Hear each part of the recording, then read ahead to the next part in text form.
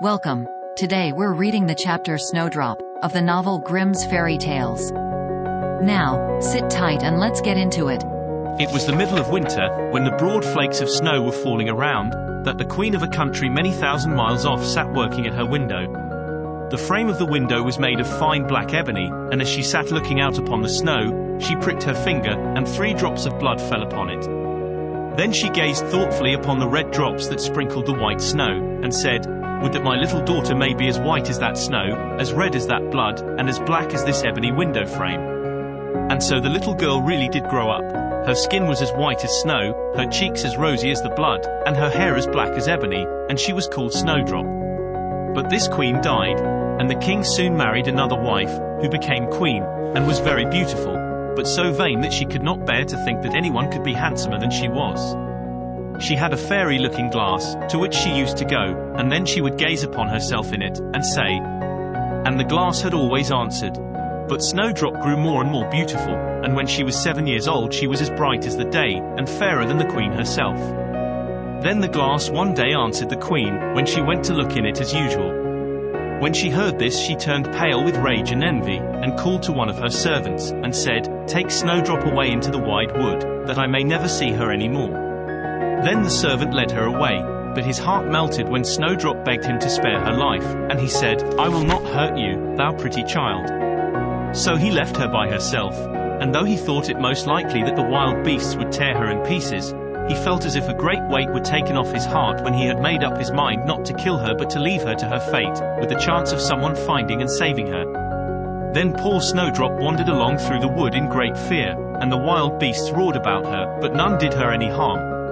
In the evening she came to a cottage among the hills, and went in to rest, for her little feet would carry her no further. Everything was spruce and neat in the cottage. On the table was spread a white cloth, and there were 7 little plates, 7 little loaves, and 7 little glasses with wine in them, and 7 knives and forks laid in order, and by the wall stood 7 little beds. As she was very hungry, she picked a little piece of each loaf and drank a very little wine out of each glass, and after that she thought she would lie down and rest. So she tried all the little beds, but one was too long, and another was too short, till at last the 7th suited her, and there she laid herself down and went to sleep. By and by in came the masters of the cottage. Now they were 7 little dwarfs, that lived among the mountains, and dug and searched for gold. They lighted up their 7 lamps, and saw at once that all was not right. The first said, "Who has been sitting on my stool?" The second, "Who has been eating off my plate?" The third, "Who has been picking my bread?" The fourth, "Who has been meddling with my spoon?" The fifth, "Who has been handling my fork?" The sixth, "Who has been cutting with my knife?" The 7th, "Who has been drinking my wine?" Then the first looked round and said, "Who has been lying on my bed?" And the rest came running to him, and everyone cried out that somebody had been upon his bed. But the 7th saw Snowdrop, and called all his brethren to come and see her. And they cried out with wonder and astonishment, and brought their lamps to look at her, and said, "Good heavens! What a lovely child she is!" And they were very glad to see her, and took care not to wake her, and the 7th dwarf slept an hour with each of the other dwarfs in turn, till the night was gone. In the morning Snowdrop told them all her story, and they pitied her, and said if she would keep all things in order, and cook and wash and knit and spin for them, she might stay where she was, and they would take good care of her.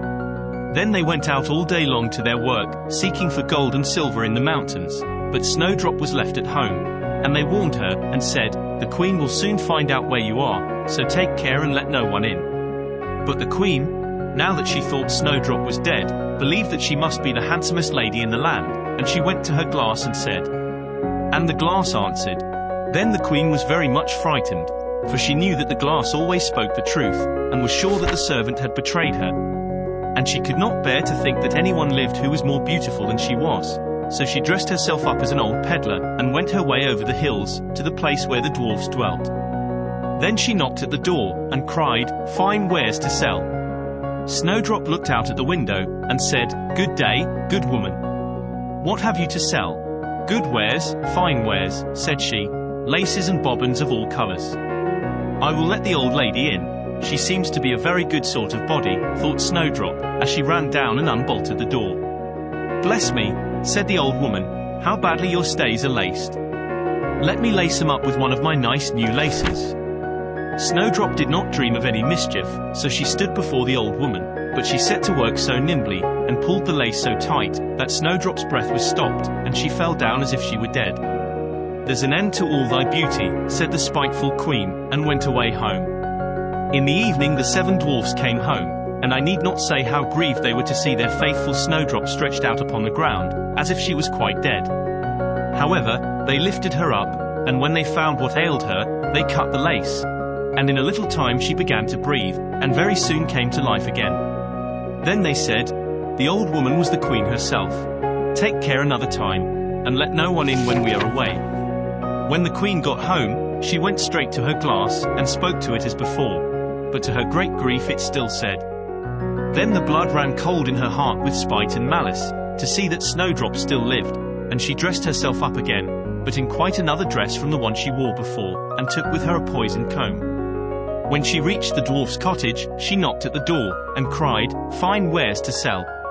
But Snowdrop said, "I dare not let anyone in." Then the queen said, "Only look at my beautiful combs," and gave her the poisoned one. And it looked so pretty, that she took it up and put it into her hair to try it, but the moment it touched her head, the poison was so powerful that she fell down senseless. "There you may lie," said the queen, and went her way. But by good luck the dwarfs came in very early that evening, and when they saw Snowdrop lying on the ground, they thought what had happened, and soon found the poisoned comb. And when they took it away she got well, and told them all that had passed, and they warned her once more not to open the door to anyone. Meantime the queen went home to her glass, and shook with rage when she read the very same answer as before, and she said, "Snowdrop shall die, if it cost me my life." So she went by herself into her chamber, and got ready a poisoned apple. The outside looked very rosy and tempting, but whoever tasted it was sure to die. Then she dressed herself up as a peasant's wife, and travelled over the hills to the dwarf's cottage, and knocked at the door. But Snowdrop put her head out of the window and said, "I dare not let anyone in, for the dwarfs have told me not." "Do as you please," said the old woman, "but at any rate take this pretty apple. I will give it you." "No," said Snowdrop, "I dare not take it." "You silly girl," answered the other, "what are you afraid of? Do you think it is poisoned? Come, do you eat one part, and I will eat the other." Now the apple was so made up that one side was good, though the other side was poisoned. Then Snowdrop was much tempted to taste, for the apple looked so very nice, and when she saw the old woman eat, she could wait no longer. But she had scarcely put the piece into her mouth, when she fell down dead upon the ground. "This time nothing will save thee," said the queen, and she went home to her glass, and at last it said. And then her wicked heart was glad, and as happy as such a heart could be. When evening came, and the dwarfs had gone home, they found Snowdrop lying on the ground. No breath came from her lips, and they were afraid that she was quite dead. They lifted her up, and combed her hair, and washed her face with wine and water, but all was in vain, for the little girl seemed quite dead. So they laid her down upon a bier, and all 7 watched and bewailed her 3 whole days, and then they thought they would bury her, but her cheeks were still rosy, and her face looked just as it did while she was alive. So they said, "We will never bury her in the cold ground." And they made a coffin of glass, so that they might still look at her, and wrote upon it in golden letters what her name was, and that she was a king's daughter. And the coffin was set among the hills, and one of the dwarfs always sat by it and watched. And the birds of the air came too, and bemoaned Snowdrop. And first of all came an owl, and then a raven, and at last a dove, and sat by her side. And thus Snowdrop lay for a long, long time, and still only looked as though she was asleep, for she was even now as white as snow, and as red as blood, and as black as ebony. At last a prince came and called at the dwarf's house, and he saw Snowdrop, and read what was written in golden letters. Then he offered the dwarfs money, and prayed and besought them to let him take her away, but they said, "We will not part with her for all the gold in the world." At last, however, they had pity on him, and gave him the coffin. But the moment he lifted it up to carry it home with him, the piece of apple fell from between her lips, and Snowdrop awoke, and said, "Where am I?" And the prince said, "Thou art quite safe with me." Then he told her all that had happened, and said, "I love you far better than all the world. So come with me to my father's palace, and you shall be my wife." And Snowdrop consented, and went home with the prince, and everything was got ready with great pomp and splendor for their wedding. To the feast was asked, among the rest, Snowdrop's old enemy the queen, and as she was dressing herself in fine rich clothes, she looked in the glass and said, And the glass answered. When she heard this, she started with rage, but her envy and curiosity was so great that she could not help setting out to see the bride. And when she got there, and saw that it was no other than Snowdrop, who, as she thought, had been dead a long while, she choked with rage, and fell down and died. But Snowdrop and the prince lived and reigned happily over that land many, many years, and sometimes they went up into the mountains, and paid a visit to the little dwarfs, who had been so kind to Snowdrop in her time of need.